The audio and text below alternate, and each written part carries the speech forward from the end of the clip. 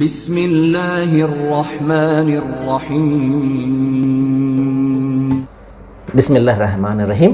మిత్రులారా, ప్రతిరోజు మనము ఖురాన్ ప్రవచనం అనే కార్యక్రమంలో ఖురాన్ యొక్క వాక్యాలను గురించి తెలుసుకుంటూ ఉన్నాము. ఒక్కొక్క రోజు కూడా ఒక్కొక్క వాక్యం. ఈరోజు కూడా నేను ఒక మంచి వాక్యం మీ ముందు ప్రస్తావిస్తాను. 4వ అధ్యాయము 1వ వాక్యంలో ఇక్కడ దైవము ఒక మాట చెప్తాడు. ఏం చెప్తాడంటే, వత్తకుల్లా అల్లతి తసాఅలున బిహి వల్ అర్హామ్ ఇన్నల్లాహ కాన అలైకుం రకీబా అంటాడు. ఆ దైవానికి భయపడండి, ఏ దైవం పేరు చెప్పుకొని మీరు పరస్పరం మీ హక్కులను కోరుకుంటారో అంటాడు. మనం చూడండి, ఏదైనా ఒక అన్యాయం చేస్తే పైన దేవుడు ఉన్నాడు జాగ్రత్త అని చెప్పేసి మనం దైవాన్ని మధ్యలో తెస్తూ ఉంటాం. చూసారా, దైవం ఉన్నాడు పైన అని చెప్పేసి. ఎందుకంటే దైవం యొక్క భయాన్ని కలిగిస్తాం మనం. ఎందుకంటే అందరికీ దైవం అంటే భయం. సరే, అతను వేరే విధంగా దాన్ని, ఆ దైవం యొక్క కాన్సెప్ట్ అతనికి అతను ఆ విధంగా అర్థం చేసుకుని ఆయనకు స్వరూపాలు కల్పించి లేకపోతే మరొకటి చేసి ఆరాధన చేస్తున్నాడు, అది వేరే సంగతి. అయితే దైవం అన్న భావన ప్రతి ఒక్కరిలో కూడా ఉంటుంది. ఏమండి, ఆ దైవాన్ని మనిషి జ్ఞాపకం తెచ్చుకుంటూ ఉంటాడు.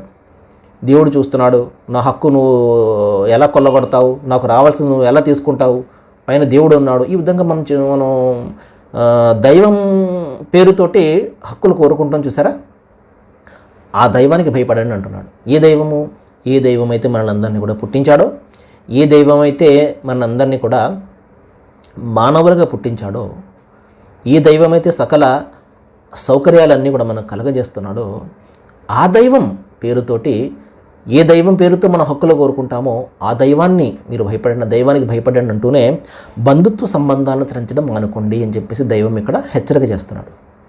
ఎందుకంటే దైవము బంధుత్వానికి ఒక భరోసా ఇచ్చాడు. ఓ బంధుత్వమా, మనకు అర్థం అవడం కోసం ప్రవక్త వారు ఈ విధంగా చెప్పారు.